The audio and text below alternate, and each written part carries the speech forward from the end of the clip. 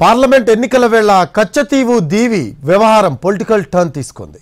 ఈ ఐలాండ్ చుట్టూ బీజేపీ కాంగ్రెస్ మధ్య మాటల యుద్ధం జరుగుతోంది. ఇంతకీ కచ్చతీవు దీవి వివాదానికి కారణం ఎవరు? 50 ఏళ్ల తర్వాత ఈ అంశం మళ్ళీ ఎందుకు తెరపైకి వచ్చింది? తమిళనాడులోని రామేశ్వరానికి 25 కిలోమీటర్ల దూరంలో ఉన్న కచ్చతీవు ద్వీపంపై రాజకీయ రగడ కొనసాగుతోంది.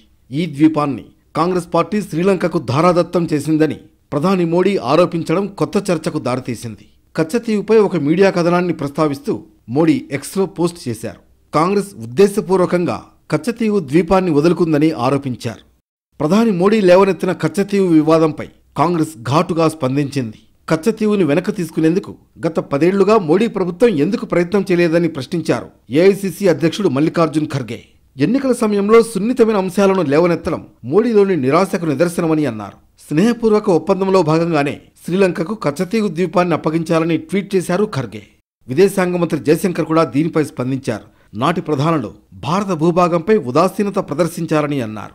మాజీ ప్రధాని జవహర్లాల్ నెహ్రూ దృష్టిలో ఇది చిన్న ద్వీపమని, దీనికి ప్రాముఖ్యత లేదని భావించి వదిలించుకోవాలనుకున్నారని విమర్శించారు. ఇందిరాగాంధీ కూడా ఇదే అభిప్రాయంతో నిర్ణయాలు తీసుకున్నారని చెప్పుకొచ్చారు. 1974లో అప్పటి భారత ప్రధాని ఇందిరాగాంధీ, శ్రీలంక ప్రధాని సిరిమావో బండారు నాయకేల మధ్య కుదిరిన ఒప్పందంలో భాగంగా ఈ దీవిని శ్రీలంకకు అప్పగించారన్నారు జయశంకర్. విదేశాంగ మంత్రి జయశంకర్ చేసిన వ్యాఖ్యలపై మండిపడ్డారు మాజీ ఆర్థిక మంత్రి, కాంగ్రెస్ సీనియర్ నేత పి చిదంబరం. జయశంకర్ ఊసరవెల్లిలా రంగులు మార్చొద్దని ట్వీట్ చేశారు.